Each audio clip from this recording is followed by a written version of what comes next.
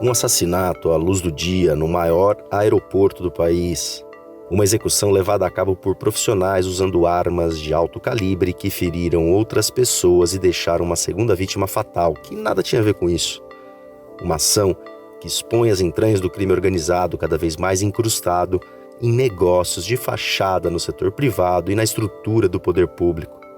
Eu sou Conrado Corsaletti, este aqui é o Durma Com Essa, o podcast de notícias do Nexo, que semanalmente aborda fatos que ecoam no debate público. O programa dessa semana fala também sobre a COP29, a Conferência do Clima, que está sendo realizada no Azerbaijão.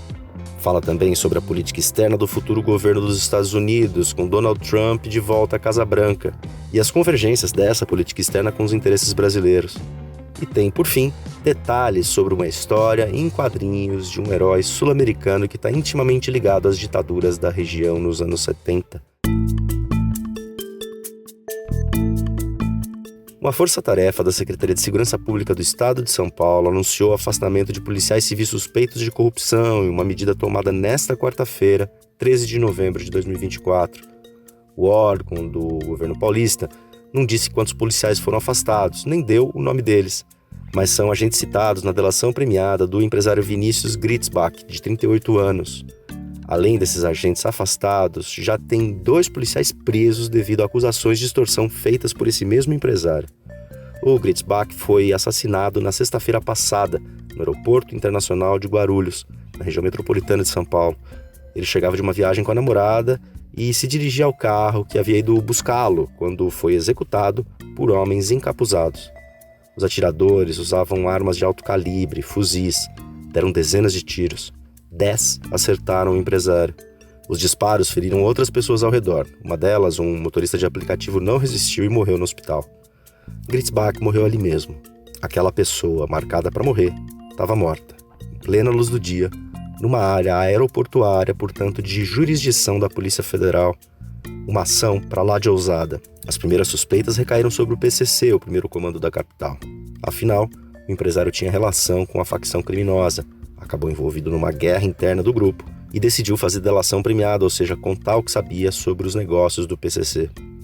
E como todo grupo de crime organizado, o PCC também tem suas conexões na polícia. Nos depoimentos prestados a promotores paulistas, o Gritzbach delatou não só integrantes da facção, como também policiais corruptos que recebiam dinheiro em troca de acobertamentos e direcionamentos de investigações, tudo para tornar a vida do crime mais fácil dentro da estrutura do poder público, numa área que deveria justamente estar combatendo esse crime. Guilherme Derrite, que é secretário de Segurança Pública do governador de São Paulo, Tarcísio de Freitas, chamou a imprensa na segunda-feira para dizer que o empresário delator, depois de apontar esquemas de corrupção com policiais para os promotores do Ministério Público Estadual, foi chamado pela Corregedoria da Polícia Civil para prestar depoimento. Esse depoimento aconteceu 8 dias antes dele ser executado no aeroporto. A Corregedoria da Polícia Civil, no dia 31 de outubro agora, ouviu na sede da Corregedoria da Polícia Civil um indivíduo de nome Vinícius Gritzbach. Ele foi ouvido pela Corregedoria da Polícia Civil por conta de termos recebido extratos dessa delação realizada com o Ministério Público. Nós não tivemos acesso ainda à delação que ele fez com o Ministério Público, mas extratos dela em que ele falava nomes de policiais civis que eventualmente teriam participado de alguma maneira de algum tipo de extorsão contra ele.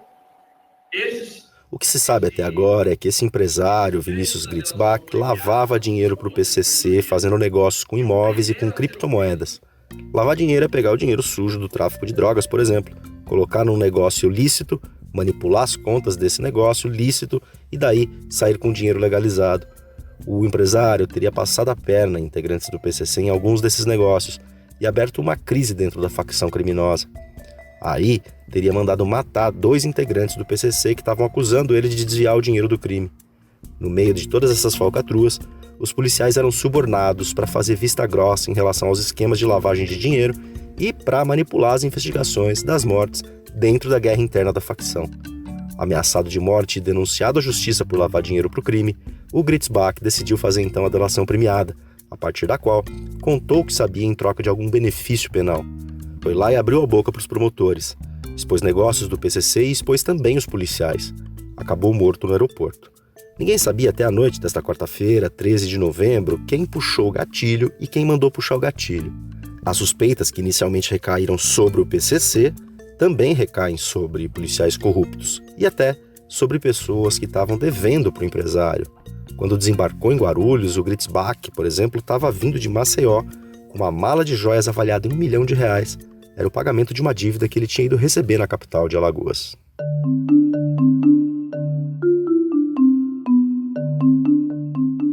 O PCC surgiu na chamada Casa de Custódias de Taubaté, no interior de São Paulo. A prisão era considerada, no começo dos anos 90, a mais segura do estado. Era conhecida pelos encarcerados por suas condições precárias e violência interna. 8 presos da capital paulista foram transferidos para lá em 1993 e se uniram num pacto de proteção mútua. A facção adotou um discurso de unidade. As prisões viviam na época os impactos do massacre do Carandiru, episódio que tinha ocorrido menos de um ano antes, em que policiais militares mataram 111 presos em São Paulo. Para o PCC, era necessário, abre aspas, combater a opressão dentro do sistema prisional paulista, fecha aspas, e também vingar as mortes da casa de detenção. O grupo criou seu estatuto sob a liderança de nomes como Sombra, Geleão e Cezinha. Em seus primeiros anos de existência, o PCC realizou atentados contra instituições do Estado e até contra a Bolsa de Valores. Em 2001, coordenou uma mega rebelião em 29 presídios paulistas. 2 anos depois, em 2003, a facção mostrou sua cara de máfia ao assassinar o juiz Antônio José Machado Dias em Presidente Prudente, no extremo oeste paulista, região de muitas penitenciárias. Por anos, as autoridades paulistas negaram a existência do PCC, mas isso deixou de ser possível em 2006, quando a facção comandou rebeliões em 74 penitenciárias de São Paulo e realizou ataques contra delegacias de polícia, cadeias e prédios públicos, matando 59 agentes de segurança. Os ataques ocorreram em represália à transferência de presos para uma penitenciária de segurança máxima em Presidente Venceslau, outra cidade do extremo oeste paulista. Havia ali ainda uma insatisfação com a corrupção e o descaso no sistema carcerário e nas investigações policiais. Supermercados, bares, escolas, universidades e comércios fecharam as portas. Ônibus pararam de funcionar e houve toques de recolher em várias cidades do estado. Em resposta, os agentes de segurança paulistas e grupos de extermínio saíram às ruas, o que aumentou a violência. 505 civis foram assassinados em apenas 8 dias nessa represália. Você já deve ter ouvido falar no Marcola, apelido do Marcos Williams Erbas Camacho. Ele é um criminoso que entrou para o PCC em 1999. Assaltante de bancos, o Marcola impôs uma nova dimensão para os negócios da organização. Ele não só impulsionou atividades como o tráfico de drogas e o roubo de bancos para financiar o grupo, como passou a incentivar a violência a fim de conquistar mercados e eliminar concorrentes. Inicialmente, o PCC era piramidal, com a concentração de poder em nomes como o Geleão e o Sombra. Com a ascensão do Marcola, o quadro mudou. Seus membros ganharam autonomia e o PCC se tornou uma rede em movimento. Orientações, recomendações ou avisos gerais chamados de salves circulam no boca a boca ou por mensagens e ligações de celular atravessando diferentes localidades. O grupo regula a conduta dos seus integrantes, interferindo nos modos de operar no tráfico de drogas e em outras atividades criminosas. Karina Biondi, antropóloga e autora do livro Proibido Roubar na Quebrada, Território, Hierarquia e Lei no PCC, disse, em entrevista ao Nexo, o seguinte sobre a facção. O PCC não se restringe ao grupo de pessoas. Ele se efetiva a despeito de seus membros. É difícil dar conta de separar quem é membro do PCC de quem não é. Muitos etnógrafos registram pontos de venda de drogas que não são de membros do PCC, mas têm um alinhamento com a disciplina do comando. Fora das penitenciárias, o PCC dominou parte das periferias, monopolizou o uso da força e ofereceu em troca proteção, recursos para os seus integrantes e uma forma de justiça popular informal nos territórios. Pesquisadores afirmam que a hegemonia do grupo em São Paulo está ligada à queda de homicídios no estado a partir dos anos 2000, algo que o poder público minimiza.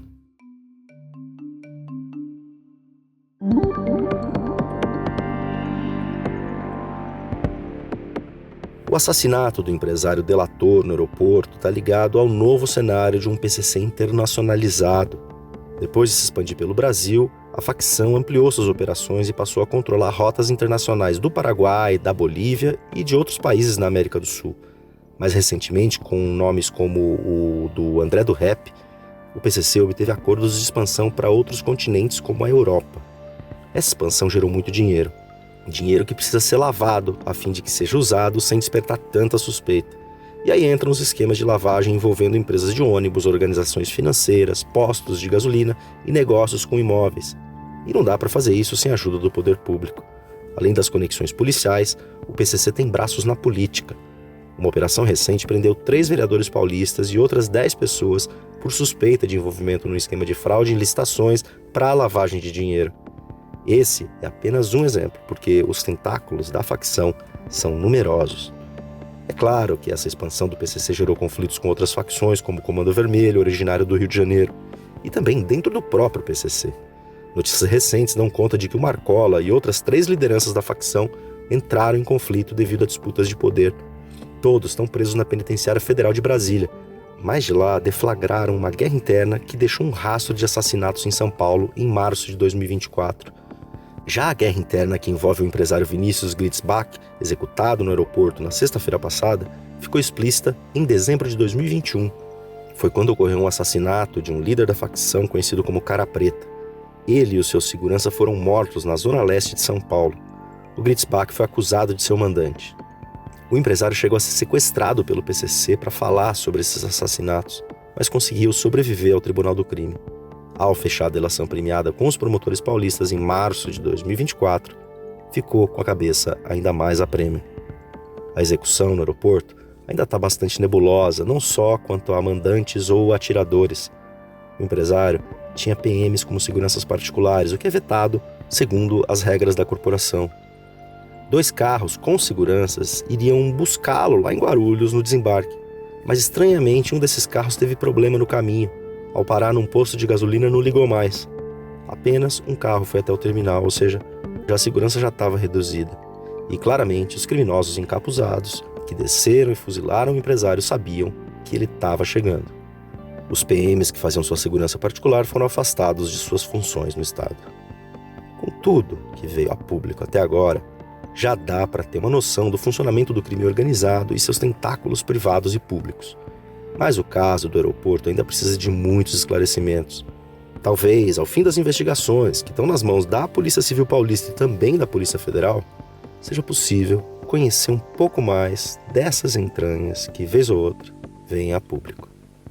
O Durma com essa volta já.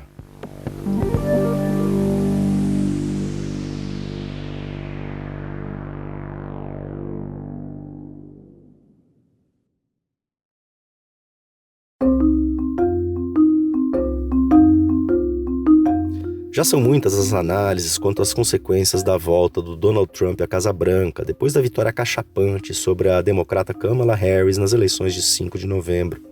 Mas tem uma especialmente interessante no bloco Além da Fronteira dessa semana, com o João Paulo Charlot. O João fala aqui sobre como a política externa do republicano dialoga com o Brasil, especialmente o governo do presidente Luiz Inácio Lula da Silva, que chegou a declarar apoio a Kamala Harris. Olá ouvintes, olá amigos do Durma com essa. A vitória de Trump foi, sem dúvida, uma baita má notícia para todo o setor da esquerda em muitas partes do mundo, incluindo, é claro, o Brasil. Na área ambiental e também na questão da defesa da democracia, incluindo aí o respeito às instituições, ao sistema eleitoral e aos freios e contrapesos, Trump é uma marcha ré e tanto. Mas há um setor em que, talvez até de forma inesperada, o presidente eleito dos Estados Unidos pode acabar desempenhando um papel bem afinado com o que o Brasil deseja.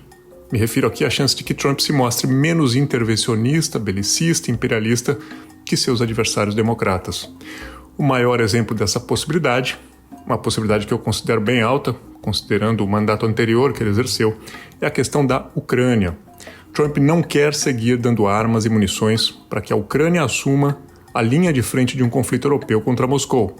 Ele acha que isso não é um problema dos Estados Unidos. Em fevereiro, na Carolina do Sul, Trump chegou a dizer que os russos poderiam fazer o que diabos quisessem com os europeus, que os Estados Unidos não se meteriam nisso. Essa ideia de que Vladimir Putin pode mesmo ficar com a parte da Ucrânia também encontra eco no Brasil, onde o presidente Lula chegou a sugerir que a saída para o conflito seria a realização de um plebiscito nos territórios ucranianos ocupados pela Rússia. Tanto Trump quanto Lula acham que é bobagem seguir investindo na ideia de impor uma derrota militar a Putin.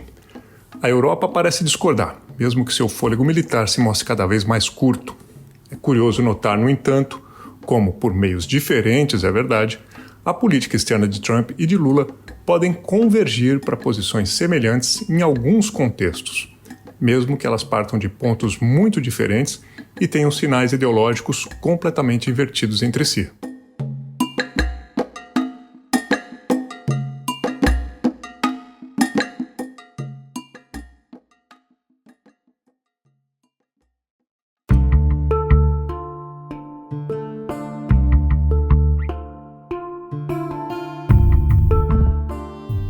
A COP29, Conferência do Clima das Nações Unidas, começou na segunda-feira em Baku, no Azerbaijão. No bloco Clima é Urgente desta semana, a Mariana Vick fala aqui sobre o que está em jogo nessa cúpula. Lembrando que no ano que vem a COP30 é no Brasil, em Belém do Pará. Bom, Mariana, o que esperar da conferência deste ano no Azerbaijão? A COP29 vem sendo chamada de COP das Finanças. Isso porque ela deve dar um grande espaço para debate sobre o financiamento climático, que, em outras palavras, é o pagamento para a implementação de medidas de combate e adaptação à mudança climática. A COP29 deve tentar aprovar a chamada nova meta quantificada coletiva, que é o montante que países ricos, os principais responsáveis pelo aquecimento global, vão ter que levantar a partir de 2025 para alimentar esse financiamento em países em desenvolvimento, que são os mais vulneráveis aos efeitos da mudança do clima. O Acordo de Paris estabeleceu que esse montante teria que ser de 100 bilhões de dólares por ano e agora a COP29 quer aprovar um valor ainda maior. Outra expectativa para a conferência é a conclusão da regulamentação dos chamados mercados de carbono, que aparecem no artigo 6 do Acordo de Paris. Os mercados de carbono buscam precificar o lançamento de gases que geram um efeito estufa. Os países que participam da COP29 conseguiram um avanço importante sobre esse tema já no primeiro dia do evento, mas novas discussões ainda devem acontecer nos próximos dias. Outros temas que vão ser discutidos são uma nova meta global de adaptação climática e a criação de um fundo para perdas e danos. E, Mariana, os primeiros dias da COP29 estão sendo marcados por um pessimismo grande quanto ao futuro do planeta, né? De onde vem isso? Esse pessimismo se deve, em parte, à publicação de um relatório da Organização Meteorológica Mundial na segunda-feira, primeiro dia da COP29. O relatório diz que, de janeiro a setembro de 2024, a temperatura média do ar na superfície da Terra foi superior a 1,54 graus Celsius em relação à média pré-industrial, e o ano de 2024 deve ser o mais quente da história. Esse aquecimento de 1,54 graus Celsius é superior à meta do Acordo de Paris de limitar o aumento das temperaturas a 1,5 graus até 2100, o que significa que nesse ano a gente estourou a meta. Quando a gente olha o aquecimento no mais longo prazo, ainda é possível a gente se manter na meta de 1,5, mas vai ser preciso muito esforço para isso. O presidente da COP29, que é ministro da Ecologia do Azerbaijão, disse no discurso de abertura da conferência que, abre aspas, o mundo está a caminho da ruína, e não se trata de problemas futuros. A mudança climática já está aqui, fecha aspas. Outro fator que contribui para esse pessimismo na COP29 é a eleição recente de Donald Trump nos Estados Unidos, que pode levar a uma nova saída do país do Acordo de Paris do Clima. Em seu primeiro mandato, o republicano já tinha tirado os Estados Unidos do Tratado Climático. Foi o sucessor dele, Joe Biden, atual presidente, que recolocou os americanos no acordo. O Durma com essa volta já.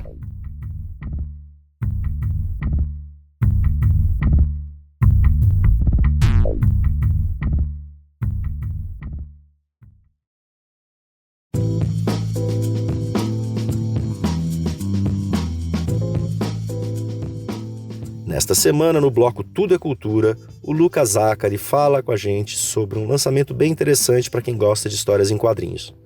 A editora Pipoca em Nanquim lançou na sexta-feira passada uma edição definitiva de O Eternauta, HQ de ficção científica criada pelo autor argentino Héctor Germán Oesterheld em 1957. Essa HQ estava há mais de 10 anos fora do catálogo brasileiro e se destaca por trazer os desenhos originais do desenhista Solano Lopes em alta definição. Lucas, qual é a trama de O Eternauta? O Eternauta traz uma invasão extraterrestre em Buenos Aires. Logo nas primeiras páginas, o viajante no tempo Juan Salvo vai para o final da década de 1950 e encontra um roteirista de quadrinhos que é uma espécie de alter ego do autor Héctor Oesterheld, para quem o protagonista conta o que acontecerá na capital argentina no futuro.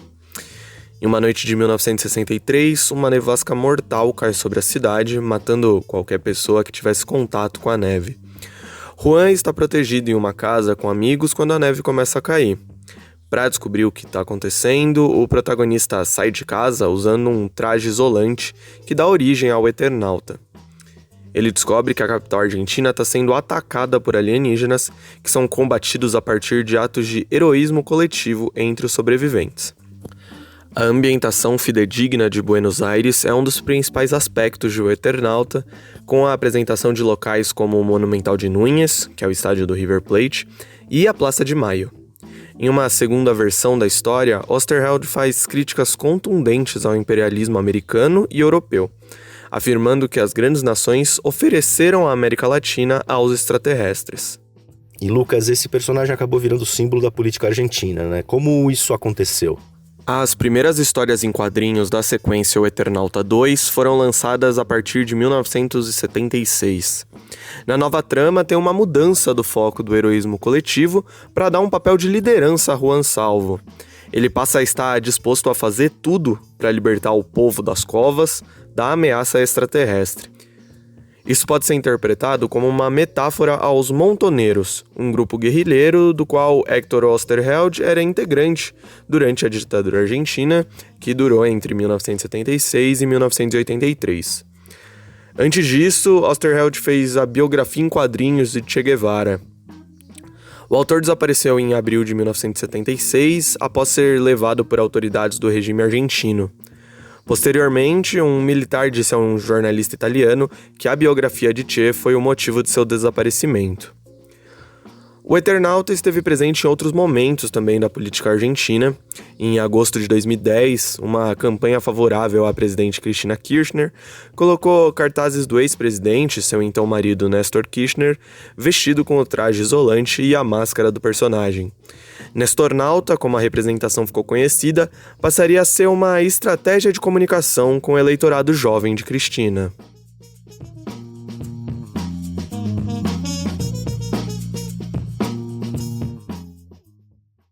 Leia mais sobre os temas que a gente tratou neste episódio em nexojornal.com.br. Das entranhas do crime organizado expostas por uma execução à luz do dia no maior aeroporto do país, passando pela conjuntura de interesses entre Trump e Lula, pelas prioridades da COP29 e por um super-herói argentino que agora está de volta às livrarias brasileiras, durma com essa.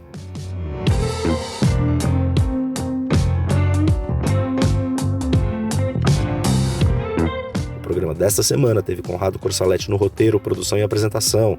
Teve Aline Pellegrini na edição de texto. Teve participações de João Paulo Charlot, Marina Vick e Lucas Zacari. Teve Lucas Neopman na produção de arte e Bruno Bimbati na edição de áudio. A gente volta na semana que vem. Até!